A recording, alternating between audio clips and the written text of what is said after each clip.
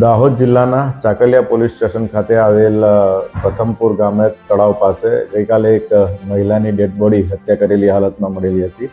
જે unknown dead body હોય જે બાબતે તપાસ કરતા આ જે મરનાર દીકરી છે એ સોનલબેન પડદા વડોદ ખાતે આવેલ પીએચસી સેન્ટરમાં સ્ટાફ નર્સ તરીકે ફરજ બજાવતી હતી.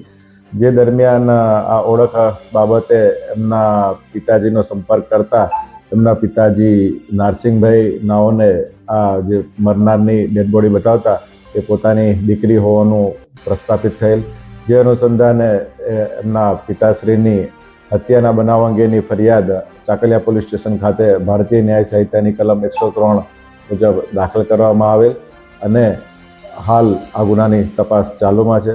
પ્રાથમિક દ્રષ્ટિએ એમના પરિવારજનોની પૂછપરછમાં એમણે જાણ કરેલ કે આ જે મરનાર દીકરી છે સોનલને પેથાપુર ગામે રહેતા ભોલો વાલ્મીકી સાથે સંબંધ હોવાની પ્રાથમિક દ્રષ્ટિએ જાણકારી મળે અને આજે ભોલાનું પણ ગઈકાલે જાબુઆ ખાતે ફાંસો ખાઈ ગયેલી હાલતમાં ડેડ બોડી મળી આવેલ હતી અને હાલ શકદાર તરીકે એમના પરિવારજનોએ આ વાલ્મીકી ભોલાનું નામ એફઆઈઆરમાં જણાવેલ છે.